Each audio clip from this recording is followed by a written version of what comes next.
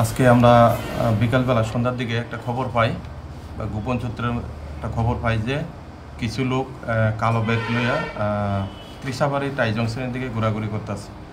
তো এই খবর পাই আমরা আমাদের স্টাফ অফিসাররা সাথে সাথে যায় এবং এখানে গিয়ে কিছু লোক দুইজন লোকের ডিটেইন করি ব্যাগ সহ, কালো ব্যাগ সহ। ওরা এই ব্যাগ চেক করে বা তল্লাশি করে আমরা ব্যাগের মধ্যে গাঁজা নেশা জাতীয় আমরা উদ্ধার করি এবং পরবর্তী সময়ে এগুলি আমরা মাপি, সিজ করি। সিজ করার সময় একজনের কাছ থেকে আমরা 8 কেজি 900 গ্রাম পাই, আর একটা 9 কেজি। দুইজনকে আমরা ডিটেইন করি। একজনের নাম হচ্ছে সন্তোষ দেববর্মা, আরেকজনের নাম শ্যামল দেববর্মা। তারা বাড়ি কোথায়?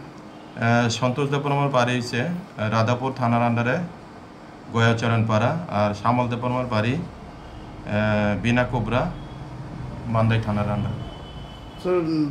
যে গাঁজাগুলো বাজার মূল্য কত?